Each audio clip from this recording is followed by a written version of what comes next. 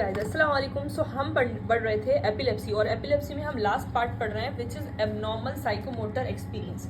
Abnormal psychomotor experience के अंदर we have seen many personalities, many people, many patient, जिसके अंदर क्या होता है, कुछ लोग बोलते हैं कि मैं इससे पहली बार नहीं मिला हूँ, मैं इसको देख चुका हूँ। That is over familiarity. तो क्या होता है कि इस टर्म को हम फ्रेंच में बोल देते हैं डीजा वू। अगर आपके साथ ऐसा बार बार हो रहा है, आप बहुत ज़्यादा ओवर फेमिलियरिटी हो रहे हो लोगों से, और उसके बाद आपको क्या होता है कि एक सीजर आ जाते हैं, आप बेहोश हो जाते हो, तो it come under epilepsy under psychomotor experience, कि आपको एपिलेप्सी में भी क्या साइकोमोटर एबनॉर्मल साइकोमोटर एक्सपीरियंस हो रहा है। दूसरी बात होता है कि कुछ लोग बोलते हैं कि ये दुनिया जो है चॉकलेट से बनी, उनको ऐसा लगता है कि चॉकलेट से बनी है, कॉटन वूल से बन गई, या फिर मेटेलिक किसी चीज़ से बन गई, जबकि ऐसा नहीं होता। और फिर वो ये चीज़ें परसीव करके और फिर बेहोश हो जाते हैं। एंड तो फिर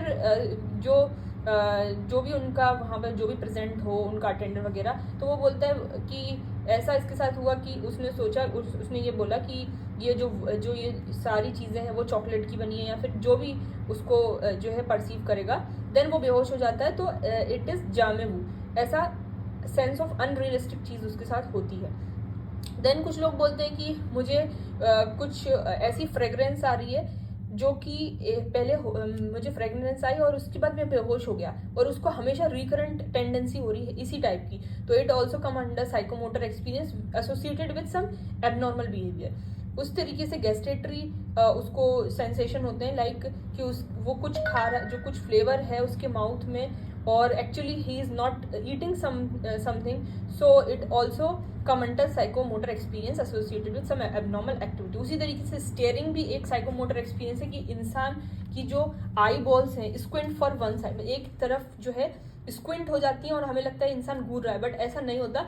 ही having the electrical activity in the brain which after that thing वो बेहोश हो जाता है। So it also come under epilepsy under psychomotor experience.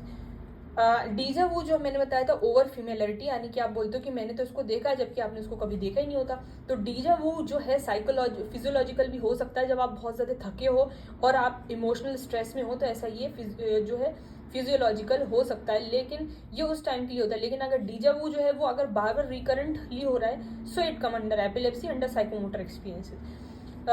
एक चीज़ और जो आजकल लेटेस्ट थ्योरी में, बस इतना ही था इसमें, आपका साइकोमोटर एक्सपीरियंस के अंदर ये पॉइंट्स ही कवर थे, लेकिन एक चीज़ है जो एक्स्ट्रा है, क्योंकि उसके अंदर भी जो इनमें जो ड्रग्स चल रहे थे एपिलेप्सी के अंदर, वेलप्रोइक एसिड, वो भी उसी में चलता है। ऐसा क्यों होता है? कुछ लोगों के मूड ज़्यादा ही फ्लक्चुएट होते हैं, यानी कि दे आर वेरी हैप्पी और sometime they are more angry, तो ऐसा फ्लक्चुएशन उनके मूड में होता है, मूड फ्लक्चुएट होता रहता है। तो ऐसा क्यों होता है? अपन बोलते हैं ये बहुत ज़्यादा जज्बाती इंसान है। ऐसा क्यों?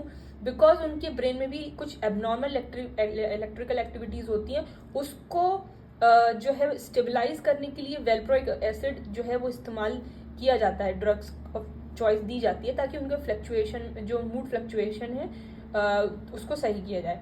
बट वो एपिलेप्सी नहीं होती, लेकिन ये जो ड्रग है वो उस एबनॉर्मल एक्टिविटीज़ को जो है सबसाइड कर। दिस इज़ ऑल अबाउट आपकी एपिलेप्सी का लास्ट पार्ट था ये, और ये बहुत ज़्यादा रेयर कंडीशन होती है, लेकिन जो हमने मोटर पढ़ा था वो बहुत ज़्यादा इंपॉर्टेंट है, क्योंकि हमें जो डॉक्टर्स हैं उनको आराम से ये जो है दिख जाता है, और उसका जो है कॉमन भी है। सो अब हम पढ़ेंगे next topic sickle cell anaemia, क्योंकि हमने आज ओपीडी में वही पेशेंट देखा है सिकल सेल एनीमिया का। तो क्या क्या उसके क्लिनिकल फीचर्स थे, क्या उसको ट्रीटमेंट चलेगा, कैसे वो ठीक होगा, और ये डिसीज़ क्या है क्या नहीं है, वो सारी चीज़ें हम डिस्कस करेंगे नेक्स्ट वीडियो में। Thanks for watching.